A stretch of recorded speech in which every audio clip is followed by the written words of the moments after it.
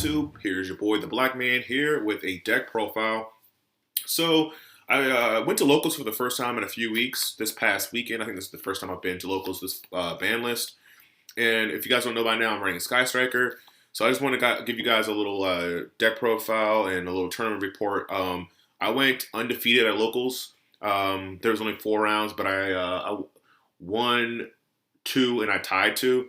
I should have been 3-0-1, but I tied with Prank Kid's last round. But that's a different story. He was a really good player, and that's probably one of my favorite matches all day. But my matchups for the day were Prank Kids, 2 Phantom Knight BA, and I played against Dark Lord. But that's just locals for you. You get those kind of decks.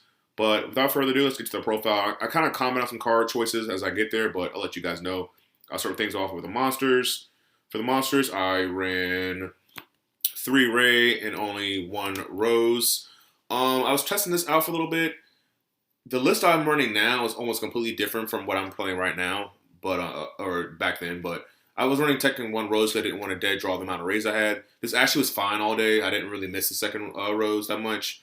But right now I'm testing 2 Rose, but this weekend I was testing just 1. Next, as far as the hand traps are concerned, I played 3 Ash Blossom, 3 Ghost Bell, 3 Effect Veiler, and triple Nibiru. Pretty much like all these are pretty standard. For the most part, all these hand traps are pretty standard. Besides maybe the Nibiru in the main deck, but I only ran 3. Sorry, 3 Nibiru. But I think Ghost Bell is pretty standard nowadays. Fate Veiler seems pretty standard nowadays. And Ash Blossom is pretty standard, but Nibiru is the only one that kind of goes in and out of the the deck list. And also with that, I've topped that off with I think 2 impermanents. I only ran 2 impermanents because I didn't want to run 41 cards, so I decided to run only 2 impermanents.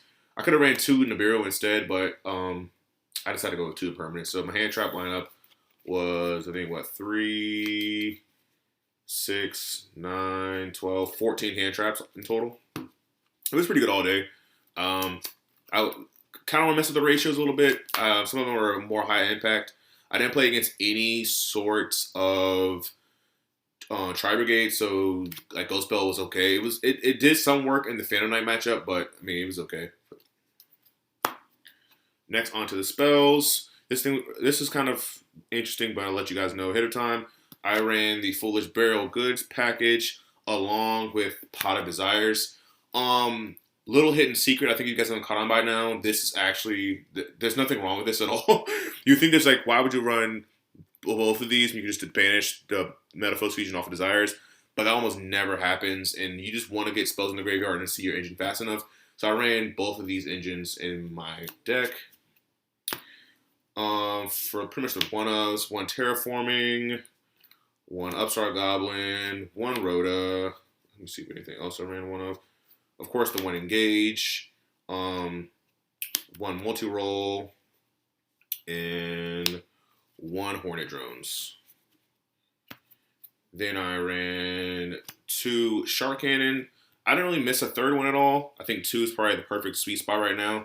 If more graveyard-reliant decks become on the format, I think we might be able to bump it up. But right now, I think 2 is fine. I wouldn't change the ratio. I only ran 1 Afterburner. This might change. I was actually testing a build that didn't run any, and this card is just like when this card is effective, it's very effective. But when it doesn't come up, it's just such a brick sometimes. But I like running at least 1 in my deck. Also ran triple Widowmaker. I had to borrow a Widowmaker from a friend because I couldn't find my third one. Disappointing, but yeah, I ran triple Widow. I think that should be standard. Double Area Zero. I see some lists running 1 of this. This card can be a break. It sucks when you draw Area Zero and Terraforming. It's just absolutely horrible. I didn't run Mystic Mind at this event. So yeah, when I drew Area Zero and Terraforming, it was just like, oh gosh. So I can see why people ran 1. But it's also nice to kind of dump off with Hayate when you just want to fill your graveyard with spells. So I wouldn't change that. And probably one of the best cards that I decided to run was I ran Double Ego Booster. Because having your Kagura resolve is just nice. Also having your monster survive a turn, because you do this when you have 3 spells in graveyard. Your monster can be destroyed by battle, or it's unaffected by card effects. So your opponent literally can't get off your link off the board. So you know you're gonna get a turn 2. I did that against Prank Kids. Did it against Dragoon. Like, it was so good, so good. Okay, So I'm gonna do off to the extra deck. Pretty standard for the most part, guys. I mean, of course you have to have a token, but I ran triple Kagari. I had to borrow two from my friend because I didn't get two. My other two didn't come in in time, but I ran triple Kagari. So FYI.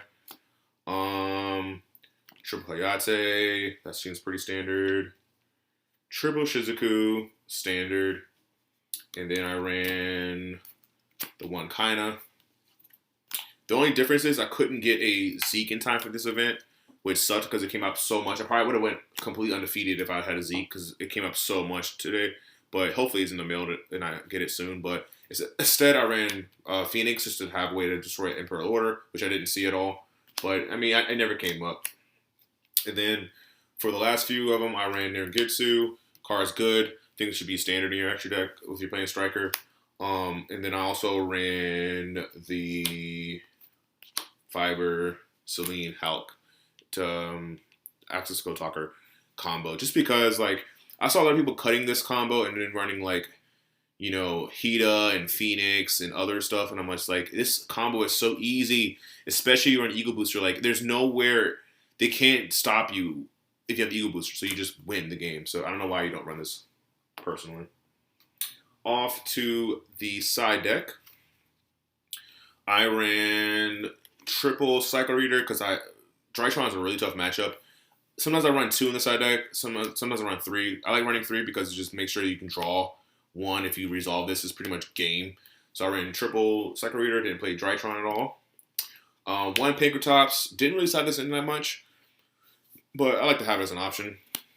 Little something I did differently this event that I have in the past is I kind of ran for my back row removal. I ran double MST and triple Cosmic.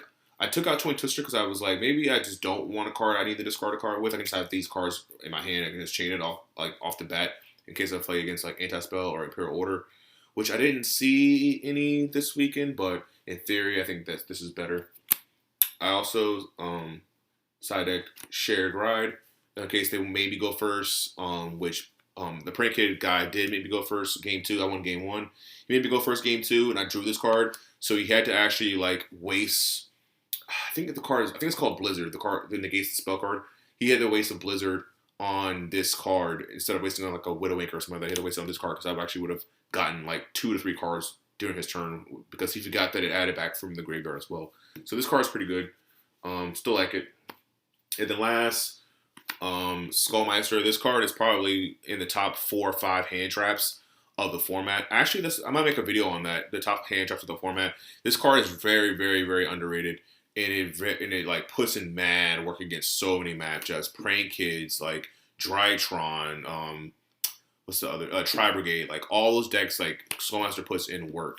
But that's gonna be it for the deck profile, guys. If you enjoy that, please hit a like button and make sure to subscribe. And once we reach 100 subscribers, we will be doing a box giveaway. We're so close, guys. So just like the video, share the video, subscribe, just let everyone know. And if you guys like these kind of content, just let me know, and I'll probably post more deck profiles, especially after I go to locals and bigger events. But thanks, guys, for all you guys do, and peace.